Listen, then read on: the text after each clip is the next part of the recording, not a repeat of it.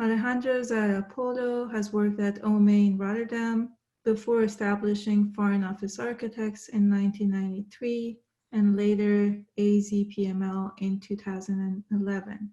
He's currently a professor of architecture at Princeton, where he has been the Dean of Princeton School of Architecture from 2012 to 2014, and of the Berlage Institute in Rotterdam from 2000 to 2005, where he held the Berlage Chair at the Technical University in Delft, the Netherlands. Alejandro, welcome, and please take it away. Thank you very much, Pari. Let me see if I can share my screen.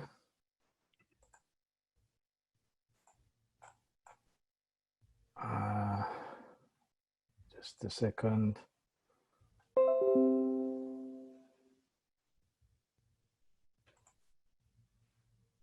Can you all see my screen? Yes. Okay, very good. Well, thank you very much, first of all, for the invitation to participate in this surprising conference. I must say, I am even more surprised. I mean, and to some degree, I am grateful for the invitation because it has been already very productive in many ways. And I am astonished to be to follow Chris, who I think I've never met before, talking about meteorology, and Tanizaki, and you will see later on why. So one of the reasons why this has been so interesting is because I looked briefly at the abstracts 2 days ago to see what the conference was going to be, and I saw that Mark was after me and was talking about intolerance, and suddenly I thought, damn, that's exactly the word that I needed to explain some of the things that I've been trying to construct lately and maybe not quite doing, and so I immediately adopted the word.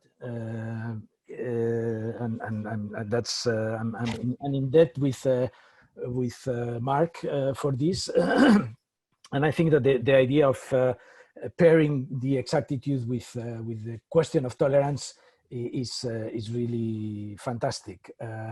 So let me, I mean, just to kind of explain, I will try to make a kind of polemic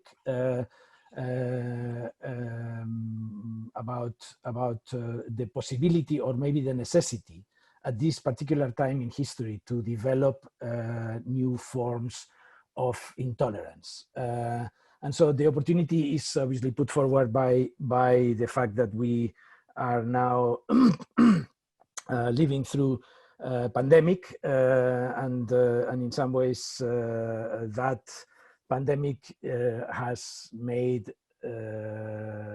expertise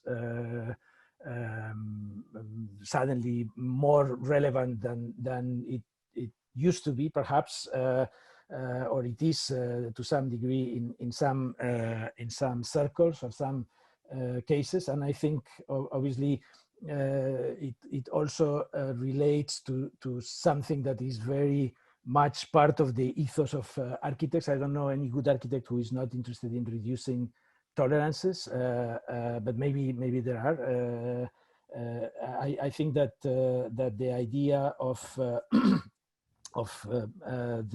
this particular moment being a shift from a certain type of architectural culture to a culture that will be able to respond more effectively to some of the current challenges, I think is a great opportunity.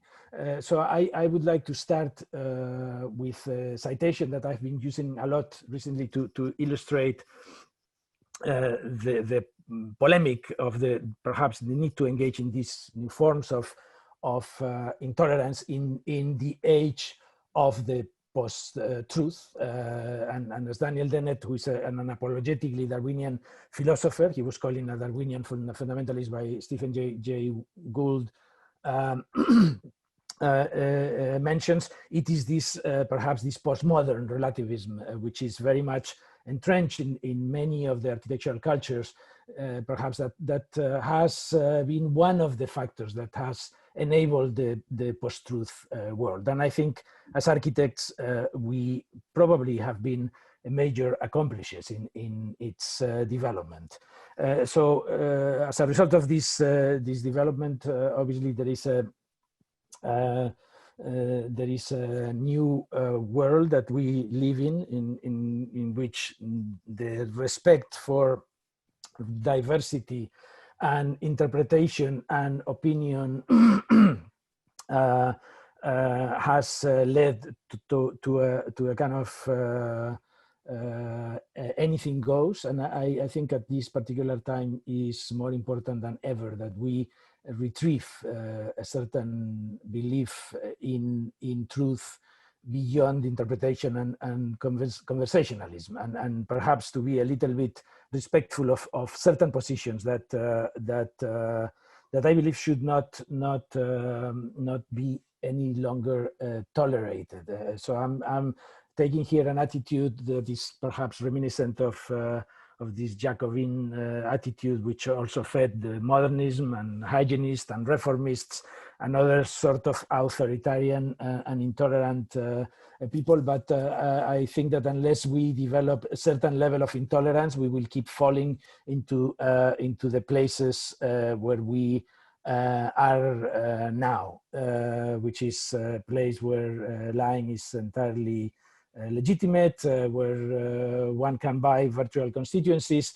and when what I call the dumb populism is empowered and claims new forms of authenticity, the blue-collar workers, the farmers, the fishermen against the global stock market speculators, and the experts. The experts are the biggest enemies of these people. Nevertheless, they have the best experts in their team. They have people that understand that machines vote, that mobilize the oil lobby and social media networks and psychometrics and trolls and astroturfing as effective tools devoted to create false realities that people unfortunately buy.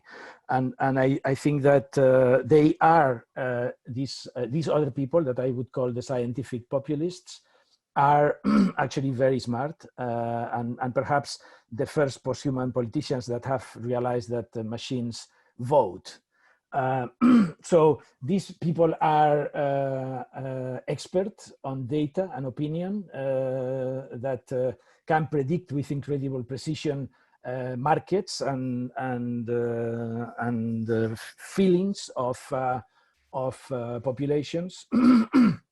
And I think that more interestingly, they are also experts in fashion and architecture. I don't know whether you are aware that Steve Bannon is an architect by training, and Christopher Wiley, the fashion expert who became then the whistleblower of Cambridge Analytica, is a fashion expert, and both of them allegedly get on talking about Mussolini and the Camician era that is the the trademark outfit of Bannon, but also the uniforms of the fascists and the alt-right supremacists. And more than that, Steve Bannon was actually the CEO for a few years of the biosphere, the largest artificial, materially closed ecological system, and really has become the consulting director of research of H&M. So these are people who have a foot in data and another foot in aesthetics, and that's why I am interested in them as the true machine that is enabling this kind of conversational, open, democratic situation to get us where we are. And so what I am asking for here, or proposing here, is that the scenario where we are now, as a result of COVID, but also as a result of certain political movements being empowered, is to some degree a return to a sort of evidence, measurability, data, a kind of scientific turn of, in specific, of the discipline of architecture, and that this perhaps, or even at the risk of entering new forms of intolerance, like the ones that that resulted from modernism. And so we have now certain tools that maybe some people may be skeptical about, but I believe that there is also a moment in which there is potentially the creation of a different type of truth, not the ones that the populists are claiming, but sort of, let's say, a post-human truth that is no longer based on human sensibility, but on artificial sensing and data collection, which is, in my view, a great opportunity ahead of not only the discipline of architecture, but other disciplines. And that perhaps this type of analysis of the reality, this radical measurability of everything, may actually take us to unexpected truths and discoveries when we move from a paradigm of causation to a paradigm of correlation, which is the paradigm that is opening before us. Obviously, there are other technologies which may be sinister or maybe not, which are also based in this radical measurability, where the naked eye and the human sensibility is no longer sufficient to understand the reality, and it is in the minute detail of the face rather than in the obvious gesture where the important things appear. Is this kind of molecular precision that needs to be captured rather than the molar politics. So because of this attention to detail, because of this precision that these technologies allow, we are, or these systems perhaps enable us to transcend certain forms of human communication mediated by canons, languages, cultures, and perhaps to engage with wider ecologies. A return to this kind of scientific evidence and truth, however questionable might be, maybe also an antidote against against the other side of populisms of late, which is, I think, identity politics, and so there is a lot of talk about this now in the press. But I think that if the postmodernists, I think, are at the origin of the post-truth world, now there are other types of activists within architecture who are actually trying to construct in this world of identity politics, and so these are religion, gender, race, national identity, and cultural identity, and these are now also the subject of some attempts on the part of architects to reconstruct perhaps the discipline. Now, I think that what is fascinating about these two sides of the politics of architecture right now is that there is an emerging clash between between this type of cultural identities and ecological processes. This is something that has been mentioned by Naomi Klein, the question of the moment of the Gilets jaunes fighting against carbon taxes for the sake of preserving the human right to drive a car, and other social achievements. So, I mean, are these the last humanists? Is this humans versus the earth? I think that is a very key question for architects today. And I mean, these are maybe some of the risks of being seduced by the politics of identity, in the words of Steve Bannon himself. On the contrary, this return to scientific evidence, which I am proposing, or I am as a kind of polemic. Scientific evidence is perhaps something that may help us to gain some distances from these identities. And I always like to show this video. I believe one of the great truths to emerge from this triumphant expedition inside the human genome is that in genetic terms, all human beings, regardless of race, are more than 99.9% the same. So what is interesting about this video that dates back from January 26, 2000, when Bill Clinton introduced the human genome, is that basically he discards these human traits as a small feat compared with the depth of the DNA chain. And I think that this idea that the human may be dissolved in DNA chains and chemicals and maybe viruses and bacteria and other stuff that has become suddenly very present to all of us is interesting, and perhaps the origin of certain new approaches to cities. And that was very much my proposal for the Seoul Biennale in 2017, where basically the idea was to say, to explore the possibility that actually cities, the biggest problems that cities have to deal with today are no longer about people, are no longer about humans, are about things that are mostly non-human. So as opposed to what was happening in the with modern urbanism and maybe also postmodern urbanism, where the city is conceived to satisfy human functions primarily, but also to represent communities and identities.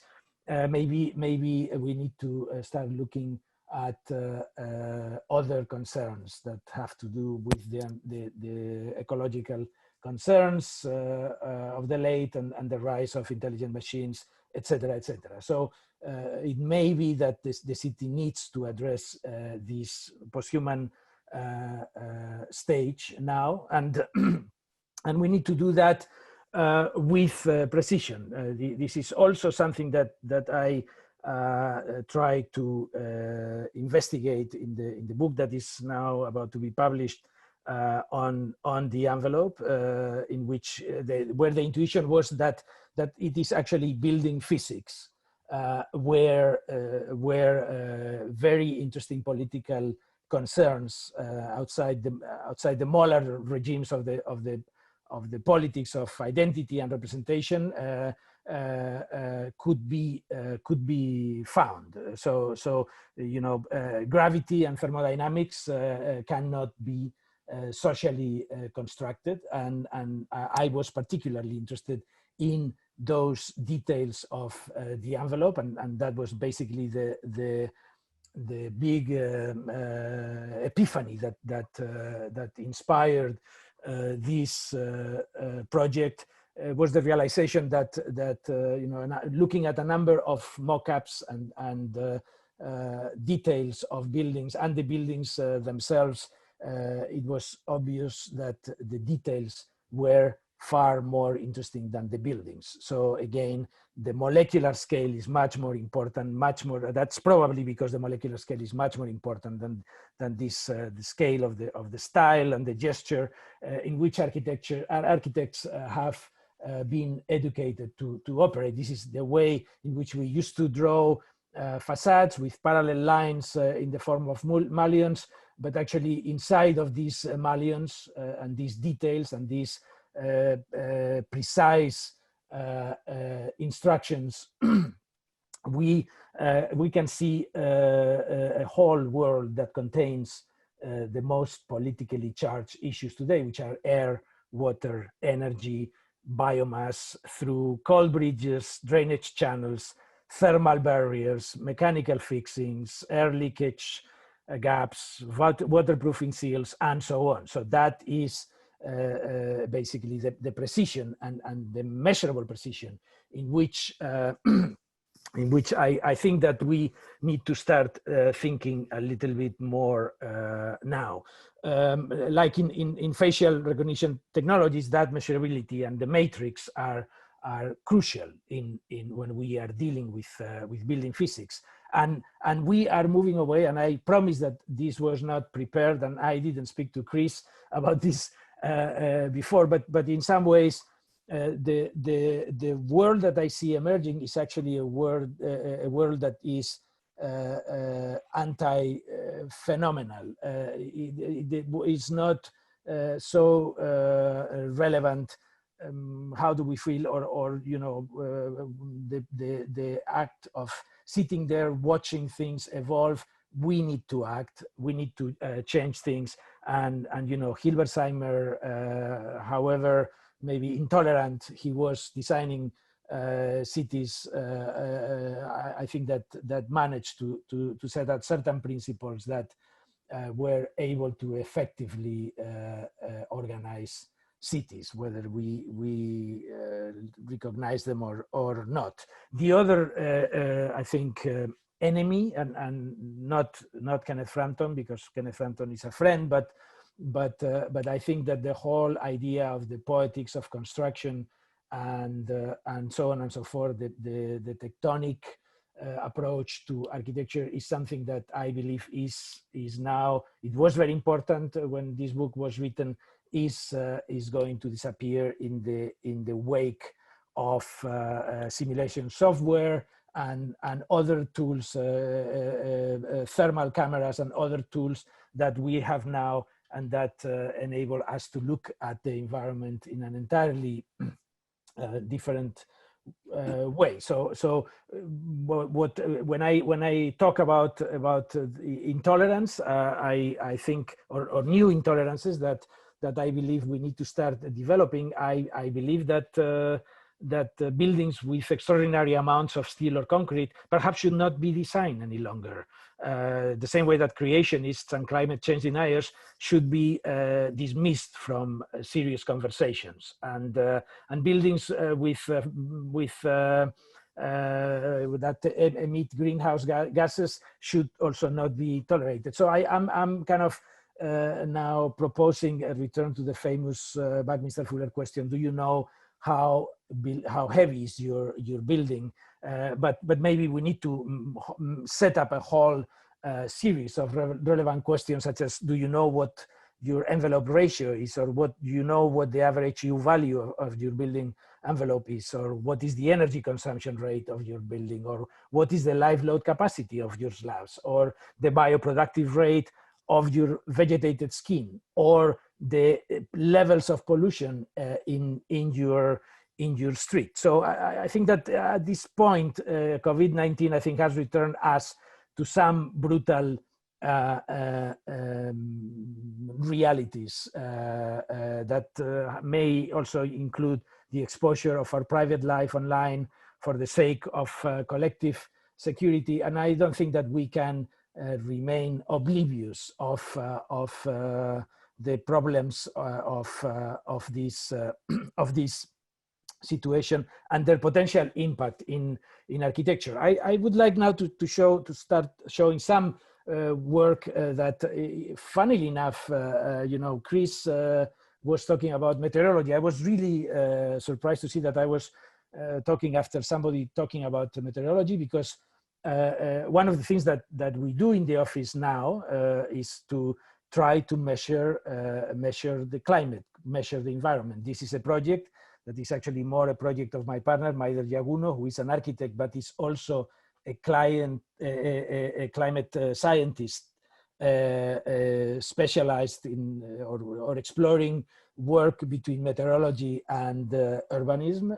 And this is one of the projects that she has been working, a low-cost, high spatiotemporal environmental sensing kit that can be mounted on vehicles in order to obtain high spatiotemporal resolution data of urban microclimates that we can use then to decide on the materials that we use, or even the forms that buildings need to take. And I mean, as part of this research, she's also developed certain AR platforms that people can use to access this data.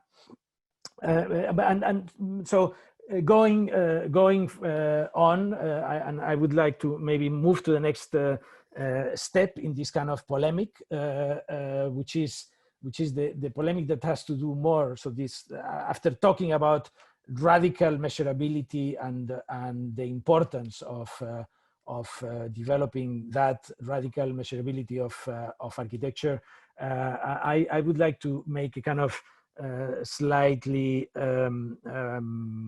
dangerous statement, which is what I call the neocon architecture. And is this a kind of obviously a game of words?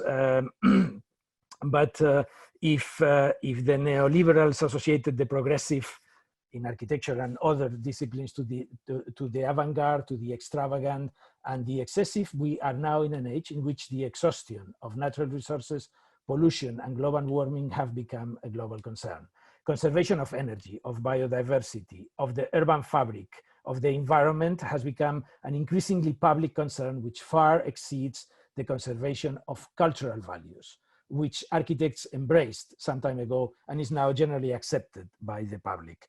So my second proposal would be regarding new and interesting intolerances in architecture is the emergence of what I call a neocon architecture, which is actually progressive and possibly is also against the neocons, but is symmetrical, compact, ordered, repetitive, etc., etc. It has many of the qualities of the more traditional architecture. This is just to kind of capture the mood in which we are now, where the public is basically mostly interested in conservation. Architecture is politically incorrect because it consumes resources, and now we are in a time in which even people are more conservative than ever before. So I'm going to show you a number of projects that we have done that I think participate from this kind of retrieval of some sort of return to this symmetry, hierarchy, regularity, compactness, repetition, and close attention to architecture and the architecture of the detail, the architecture of the molecular, the architecture under the radar as a viable option for a true conservationist avant-garde. I know it's a kind of difficult line to walk, but I'm going to try that. First building is a building that we nearly finished in 2008. Is the Institute of Legal Medicine in Madrid. We actually didn't finish it because we resigned for a number of reasons. It was part of a big complex, the City of Justice, and it was supposed to be the future Madrid morgue in 2008. It was finished by somebody else, and it was then abandoned as everything else. It was the only building built of the campus of justice that Madrid was planning, and as you can see, it was the ultimate symmetrical, regular, compact, conservationist building, if you want. It has this kind of atrium. It was like a sphere within a sphere, connected, etc., etc. And it was covered. This is just in front of Real Madrid training fields, and so it was basically covered with this pattern, which was a striated fuller. It was derived from a geodetic pattern or a kind of football. But I think what was interesting was that it was never used. It was built, and these are photographs that I found in the newspapers because I've never been there after the completion. This is the atrium, and you can see it's half abandoned. But as a result, in the basement of this building, there were 250 fridges for bodies. And so as a result of COVID-19, the city actually occupied the building, even if it was in the condition that you saw, in the middle of a barren land, that site that had been abandoned. These are pictures from the newspapers that I found of this morgue that actually is now working as a morgue for the victims of COVID-19, and it looks like this at the moment, and it is going to look like this soon because they are going to build the first pandemic hospital in Madrid, and it's supposed to be open in November. As you know, Madrid has a big pandemic problem. So that's a kind of curiosity, maybe, and a marker of this kind of perfect symmetry of buildings that I am interested in. The second one is a competition that we did in Shenzhen in 2013 for a very large, huge project that we try to develop as a form of eroded urbanism. And Chris will appreciate that because he also mentioned Piranesi and the ruin. And so the very idea of the project was that we were going to propose an eroded city, and a city where the conflict between flows and solids would produce the erosion of the fabric of the city, much like in Hugh Ferry's or Piranesi himself. And this was done with this machine that Maider has put together, which is a wind tunnel coupled with a robot that that allows us to measure wind flows, to model wind flows, to blow air, and do a number of other things, and also work with the robot and mill the pieces of the city. And so we did this, and you know, this is basically made with CFD software, which she uses to model environments in order to optimize climatic conditions in the urban spaces, airflow, renewal, etc., etc. What is interesting about this is that it was done with in collaboration with ATH, with a huge computer cluster called Brutus, and the amount, I mean, it would take maybe 2 weeks every time that she put something to calculate there, but it produced this kind of eroded urban pattern that immediately after emerging from the computer, we thought it was a ruin, and so we covered it with green, which will also have certain effects, environmental effects, and therefore there you go. Piranesi was in some ways or Zone was the perfect reference for this new downtown in ruins from the beginning. Obviously, we didn't win the competition, but we think we obtained, I think, an image that we have been working on ever since, and that we are still working on, and that included also other interesting considerations about urban traffic and what we call the city of the near future, which is not the city of the long-term future or the utopian city. And you would notice that in 2013, we were actually having lots of people with masks. We were already obsessed with that idea. Second project is also symmetrical, monumental, and to some degree corporate, if you want, is this is the fine balance that I am interested in exploring. Is a tower in Vienna, which is now under construction, which we also started in the wind tunnel and with kind of shading studies. This is basically, you can see here maybe some of the wind tunnel operation.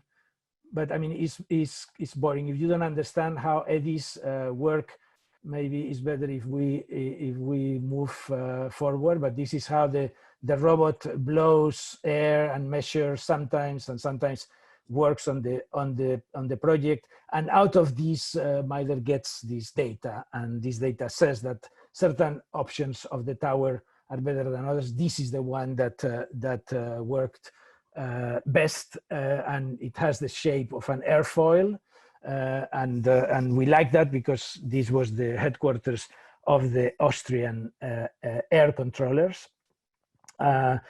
So what the other reason why the building got this shape, other than the obvious wind performances that reduces substantially the amount of pressure on the facade, was the regularity of the facade that was made 85% with same type of pieces. This is how this form slowly distorts, and by doing so, it reduces downdraft and turbulence on the ground, and so that's basically how the building was proposed. There were other concerns related to health, which was ventilation, natural ventilation.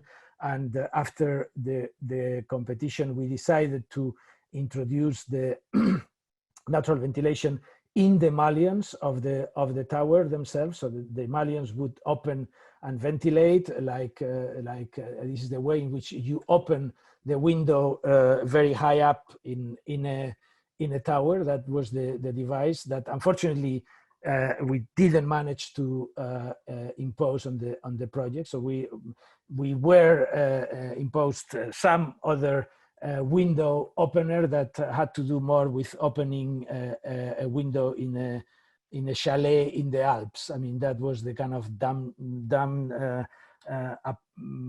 position of our client, that instead of producing that kind of slightly 4-degree tilted, distorted effect on the facade, is producing something that is much less elegant and much less interesting, but nevertheless is getting built there for better or worse.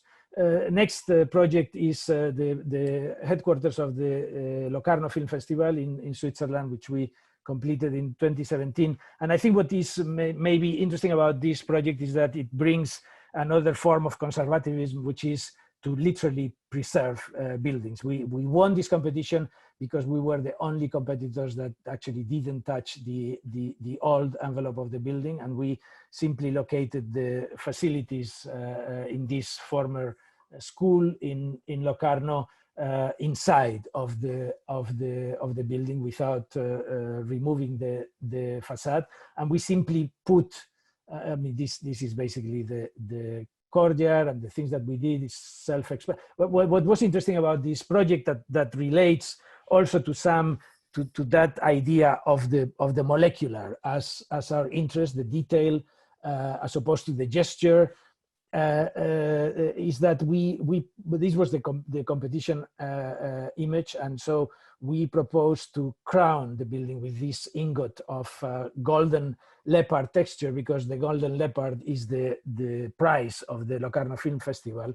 And then we started investigating how can we do the leopard, and started looking in reaction diffusion algorithms and patterns, and which is basically how the pigmentation of the skin of animals and other natural elements, and dunes in the sand take place. And until we, after failing to do something interesting, we came across these net can facades that are made with flags that move with the wind and that produce patterns from the air itself. And so we basically detailed them. We constructed this golden ingot with a skin of moving flags that would be moved by the wind and produce leopard skin effects on the facade. That's basically how the building looks like, from inside, and this is how the building operates with this dynamic golden leopard ingot at the top. So there you see these kind of natural patterns that come out of the movement of the of the wind acting on the flags that we proposed for this project.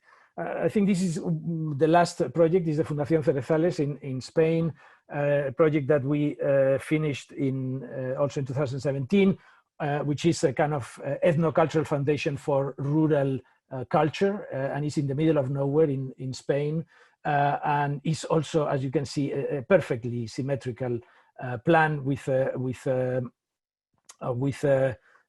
central, and we should talk about symmetry, but so I insist again in all these qualities of conservative architecture that I find myself interested in now, and that for a number of reasons, and that we have been exploring through a series of projects. So in this case, also the roofs tilt in order to produce drainage, natural drainage.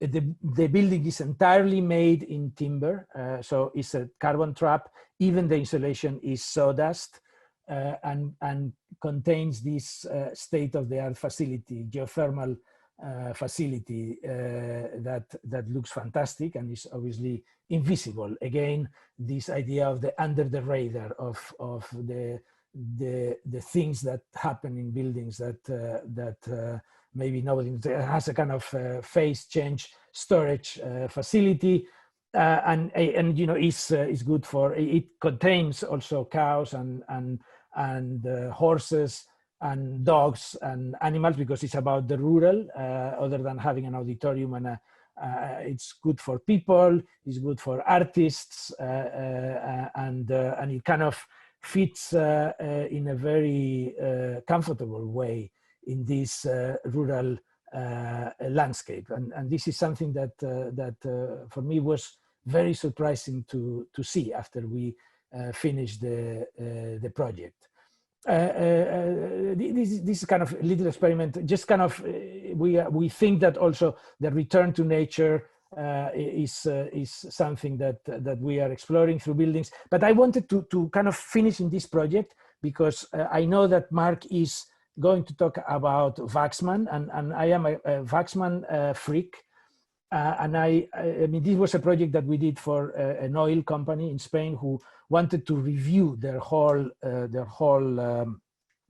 stock of gas stations in the country. It was like a study commission that we did for them, and that was I thought it was very funny that Mark also was talking about Waxman, but this was obviously a canopy that was made in timber, and where this Wendpunkte, as Waxman says, I read Waxman in German like 30 years ago. I am a real enthusiast about Waxman, but I had never before done a project on or around Waxman, but it was almost like a garden surrounded by a bioswale that would purify, fight or remediate the hydrocarbonate water coming from the, but it was almost like a huge canopy that would go up and down and locate different functions amongst them,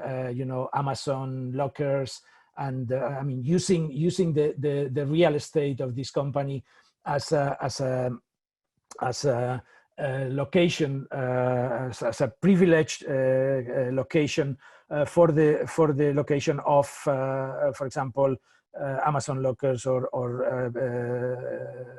shared car rentals, or anything that had to do with logistics and mobility. These are some of the details of the bioswales, the Amazon lockers, and in the back you can see the floor, instead of being asphalt, is made out of pavers with grass. And then there is this kind of timber. I mean, it's a petrol station made out of timber with these joints that we design in order to make the inspired very much in some of Waxman's world that then served as a in order for the plants to grow over them. And this is an idea that we are exploring. These are more Waxman offsprings that we are doing now. I'm not going to say where, because I shouldn't even show the image, but you can see that in this case it's Waxman with bamboo that we are doing in this project in China, studying the way of bringing bamboo. So what I think, I mean, and to end with, I believe that this kind of attention to the precise, to the detail, to the molecular in buildings is, in my view, and this kind of belief and trust that our expertise can actually produce better cities, and that this is not just about a conversation, it's about a serious endeavor that from which the planet depends on, is probably one of the ways, at least, in which we can try to fight the post-truth and the climate change and all the problems that this kind of anything goes approach has led us to. So that's basically the end of the talk. Thank you very much. Thank you so much, Alejandro, both for providing a theoretical basis and also for sharing some of your recent projects. While we're waiting for the questions to come, and there's always a little bit of a lag, I want to maybe touch on something. It's perhaps more of an observation or an open question, but you talked a lot about how the minute detail is somehow taking over the idea of an overall gesture in your work and in what you're interested in currently, and yet you always have worked on very large-scale projects. And so there is, I assume, in every project, a moment where you need to reconcile or kind of move from the idea of the minute detail to the intermediary scale of, or large scale of the building. And so I just wonder, how do you really do this, or where does this happen, or is that even something that interests you?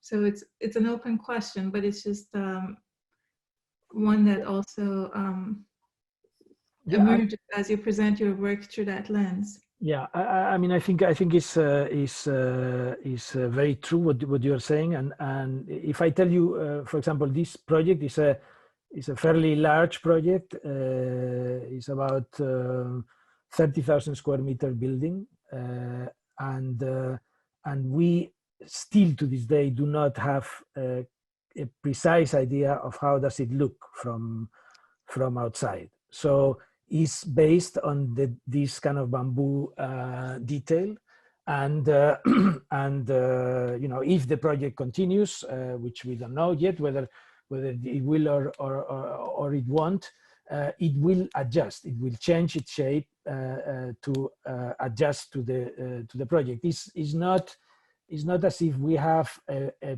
perception of this particular building. I mean, maybe this is a kind of very radical example that doesn't happen in other projects that I have shown. But this idea of starting the project from a detail, which is, I think, what Waxman also was trying to do, or at least partially was trying to do. Maybe Mark has a different perspective, but I believe that that is a process that is increasingly interesting to me.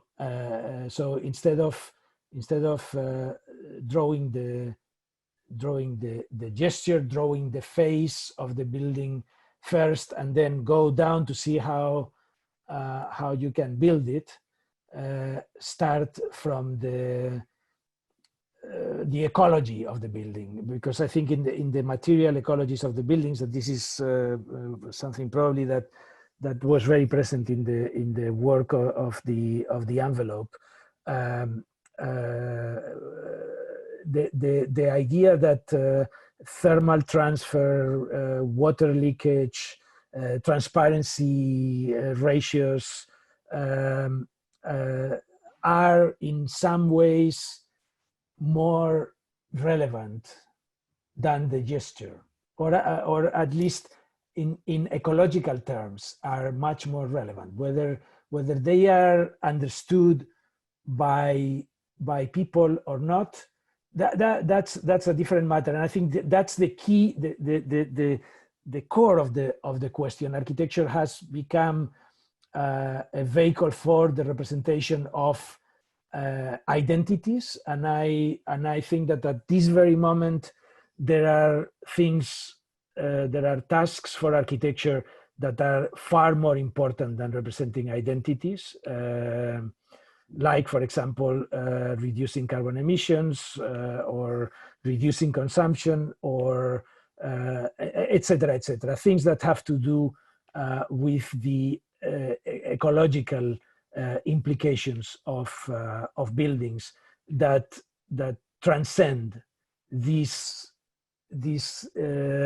human differences, in which I am increasingly less interested in representing as an architect. There's another question coming for you that Laure will read. I think Laura, Unmute myself. Yes. Hi, Alejandro. Thank you for your talk. There's a comment from Ludmila Pavlovna-Gillam, who writes that as someone who was on the team that won the Shenzhen competition for the design of the city center and town hall in 1996, I very much appreciate your efforts to model an eroded city and how architecture might adapt to local wind conditions. The town hall building, with its 3D space structure roof in the shape of birds' wings, was conceived as a structure to hold PV panels and underwent wind tunnel testing before it was built. It is extraordinary to me how much architecture is so often enabled by the technology of the time. I truly applaud your attention to detail that permits adaptation toward more renewable materials. So this was more of a comment than a question, I guess. And a question from Avril Theo. You mentioned that Kenneth Frampton's theories about the poetics of tectonic construction is less relevant nowadays, given the prevalence of computed, stimulated, maybe simulated environments. Do you see these new technologies of construction as being in conflict with his theories, or have they merely become translated in new ways? If so, what has been lost or gained in this process of change? Well, I'm sure that there are lots of things that will be lost once we start looking at reality through the lenses of the tools that we are increasingly able to use, whether it is sensors or simulators. I believe that we, in the last 10 years almost, we are the development of artificial sensibilities is of such scale that I think it will fundamentally transform the way we look at our environments, and this will obviously diminish the importance perhaps of the more traditional discourses or the more traditional, not just discourses, but even sensibilities of the environment. I think that that new sensibilities will emerge, and I believe that one of the things that architects do is to try to explore these potential new sensibilities that appear before us. So I think the book from Ken was fantastic. Was incredibly important when I was a student, and was incredibly important for my generation, particularly in Spain, where I did my first degree, and I think that is still to this day an incredible book. But I believe that at this point to keep looking at architecture under that scope may limit the engagement in the types of sensibilities that may get us further. That's why I talk about posthumanism, and that's why I talk about perhaps a posthuman sensibility that is not just the sensors, but it's also the fact that we have data that we can visualize, and we can see things about the cities and about the buildings that we couldn't see before. I mean, now anybody walks around with a FLIR camera looking at the thermal transfer in the facade of a building. That was something that was unthinkable 10 years ago. Sure. Thank you. Michael, I'll pass it on to you. There's a couple more questions in the Q&A. We have a question that really, I think, follows up on that and complements the previous question. And in this, the audience member asks, in the beginning of your talk, you established a call for data-driven and a quantitative approach to design in order to elevate the ecological responsibility of architecture today and in the future. Yet you clearly haven't walked away from aesthetics. That was quite obvious.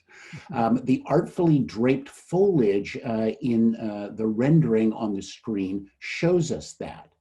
Do you think that there is space for a new truth to be developed at the intersection of science and art?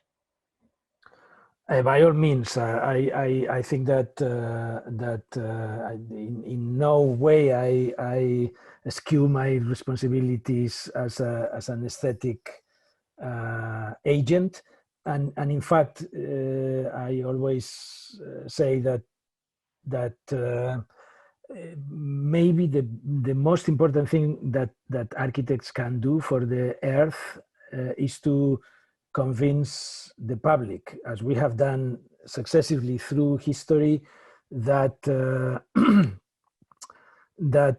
for example, thick walls with small windows and thick plastic frames for windows are actually beautiful. I mean, we are trained as architects that only glass walls with steel mullions. I mean, this is the kind of paradigm of cool, beautiful architecture. I think that today we should pretend and be convinced, because there is, data says that thick walls with small windows and thick reveals and thick window frames with triple glazing that reflect everything perform much better than clear glass full glazed envelopes, and so that is basically our duty, I think, as architects, is to find the beauty in those numbers and in those technologies that improve the performance of buildings. And so that, I mean, in some ways that's also where I think I find very exciting to produce intolerances on my own. I mean, like, for example, we now, I mean, you're looking at a cantilever, but it's a kind of bamboo cantilever, but we don't do towers with cantilevers because cantilevers consume a lot of steel. So if you're doing a tower and you put a cantilever, you are increasing the amount of steel by a lot. So should we do cantilevers? And so if you go on like that, architecture becomes much more constrained. And I believe that constraint is part of the intolerance that I think is necessary right now after this stage of extravagance and